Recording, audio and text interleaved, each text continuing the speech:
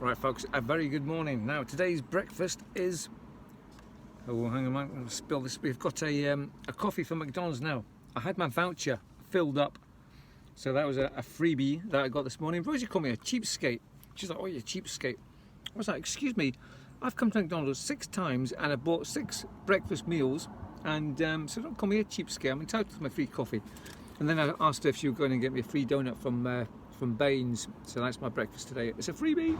Right folks, so my morning has consisted of having my coffee, and went over to the bingo and sat there and had my coffee and my donut, and the manager James came out to speak to me, so I had a wee blab there for about a quarter of an hour there about the future of the world in general, and so now I've come here folks to M&B's and I's or whatever it's called, and I'm going in here to go and get a bucket and some gloves, because I've been watching videos about magnet fishing, because you know I got that magnet from eBay, and I'm going to start doing some magnet fishing. Just going to stand at the side of a river, maybe the Dichty, and just throw my magnet in and see what happens. So I've been watching tips and hints on how to start off in magnet fishing.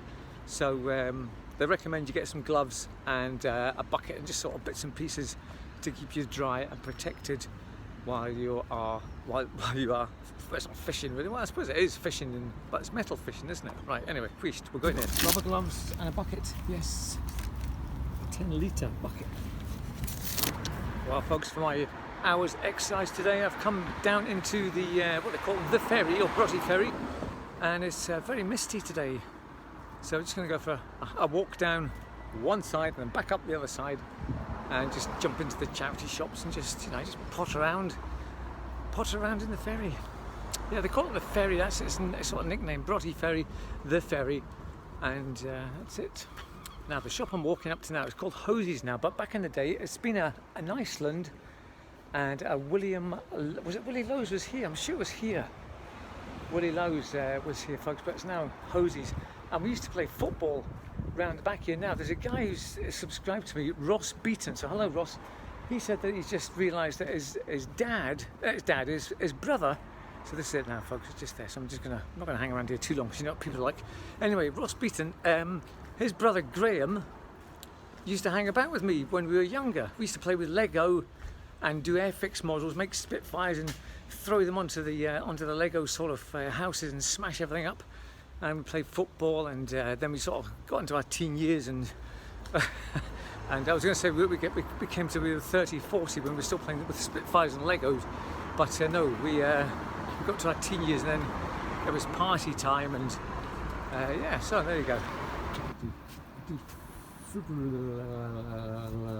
Right folks, I've got myself the Ordnance Survey puzzle book from the Salvation Army shop there, but hang on, I'm just about to go into Salvation Army. No, shelter. But unfortunately folks, it's the wrong time of day, because the kids from the Grove have come out. Oh.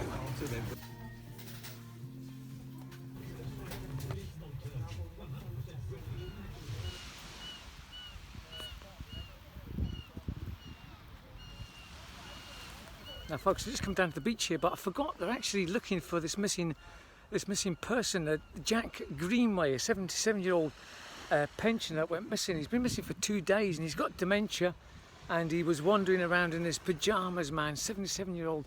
So they're having a look for him down on the beach here now. I don't know what's happened to him, man, but it's a terrible thing. It really is bad. Hello there. Have you seen him? Hello.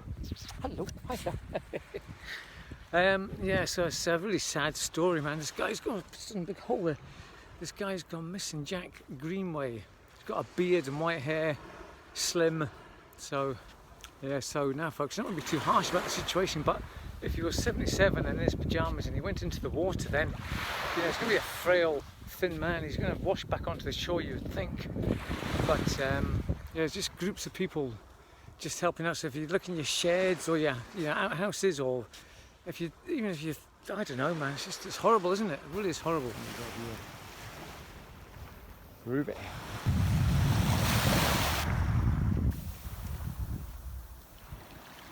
Well, it sure is eerie walking down the edge of the water here. You can't see onto the. Normally you can see right over to 5, but no, you can only see about what, 40 meters. Look at that. Weird.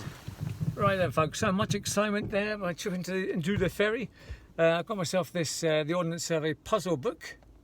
As I said, the kids were running amok down in Broughty Ferry there, but they've got to get out and get their lunch. It keeps the food shops on the go. And also, I got this, folks.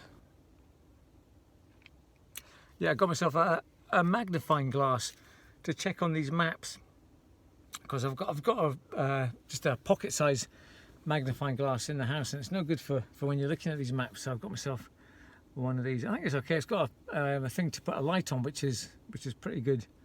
So that'll be me this afternoon, folks. I'm going to go and do some of these. I think there's puzzles to do. You have to look at these maps properly, and they give you sort of questions to answer.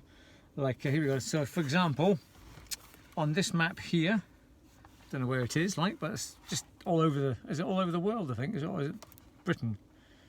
I don't know. I think it could be all over the world. So you've got an easy question. How many blue train symbols appear on the map? And what word can be used to unite Appleby, Brougham and Carrick? So you've got to answer that. And you've got medium, tricky and challenging. Crikey. So we'll give Bro the easy ones to do, and I'll take the tricky ones, and hopefully we'll never get lost again. Fantastic. Right, folks, we're here in Asda. We're going to buy something for Frankie and Kirsty's new baby, Poppy Taylor. So I thought maybe get one of these Monster Jam trucks. I think she'll like that. Blue Thunder. Yeah, that'll be awesome for it.